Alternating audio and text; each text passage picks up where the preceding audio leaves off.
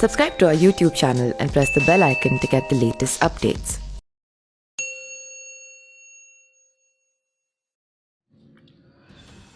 अमेरिकी वायदा बाजार में कच्चा तेल सोमवार को ऐतिहासिक रूप से लुढ़कते हुए नेगेटिव में चला गया है। शून्य से $36 नीचे। क्या है इसका मतलब और भारत को इससे क्या फर्क पड़ता है, आइए समझते हैं इस तेल की खेल को।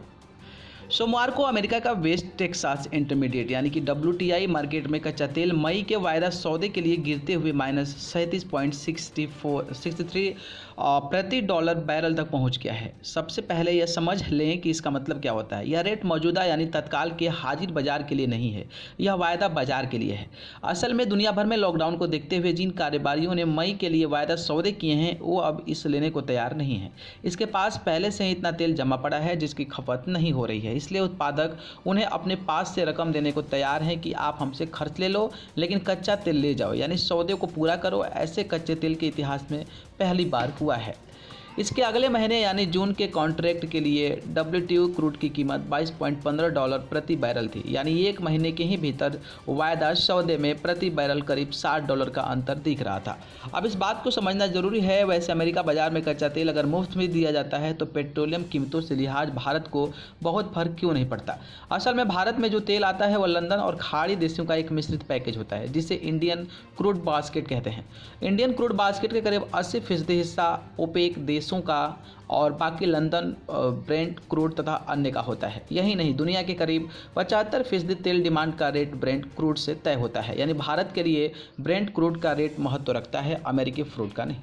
सोमवार को जून के लिए ब्रेंट क्रूड का रेट करीब $36 प्रति बैरल था, जबकि मई के लिए ब्रेंट क्रूड वायदा रेट $23 प्रति बैरल के आसपास था। इसमें भी नरमी आई लेकिन यह बहुत ज़्यादा नहीं टूटा। हाजिर बाजार यानी आज के भाव की बात करें तो ब्रेंट क्रूड करीब $25 प्रति बैरल के आसपास चल रहा है और इंडियन बास्केट का क्रूड करीब $20 प्रति बैरल के आसपास चल रहा है, यानी भारत के लिए कच्चा तेल अब भी $20 प्रति बैरल के आसपास में है। WTI वह क्रूड ऑयल होता है जिसमें अमेरिकी के कुओं से निकाला जाता है। ढुलाई के लिहाज से इसमें भारत लाना आसान नहीं होता है। सबसे अच्छी क्वालिटी का कच्चा तेल ब्रेंट क्रूड माना जाता है। दूसरी तरफ खाड़ी देशों के यानी दुबई ओमान क्रूड ऑयल थोड़ी हल्की क्वालिटी का होता है, लेकिन यह एशियाई बाज़ारों में काफ़ी लोकप्रिय होता है। ब्रेंट क्रूड और WTI क्रूड की कीमत में अक्सर कम से कम $10 प्रति बैरल का अंतर देखा जाता है। इस कीमत पर ओपेक देश में काफ़ी असर होता है। जब भी कच्चा तेल गिरता है तो तमाम तरफ से यह शोर मचने लगता है कि पेट्रोल डीजल के रेट कम क्यों नहीं हो रहे हैं। असल में भारत में पेट्रोल डीजल के रेट क्रूड के ऊपर नीचे जाने से तय नहीं होते हैं। पेट्रोलियम कंपनियां हर दिन दुनिया में पेट्रोल डीजल का एवरेज रेट देखती है। यहाँ कई तरह के केंद्र और राज्य के टैक्स निश्चित है। भारतीय बास्केट के क्रूड रेट अपने बही खाते पेट्रोलियम डीजल के औसतन इंटरनेशनल रेट आदि को ध्यान में रखते हुए पेट्रोलियम कंपनियाँ तेल का रेट तय करती है। इसलिए कच्चे तेल की कीमतों में उतार चढ़ाव का हमारे यहाँ पेट्रोल डीजल की कीमत पर तत्काल असर नहीं होता है।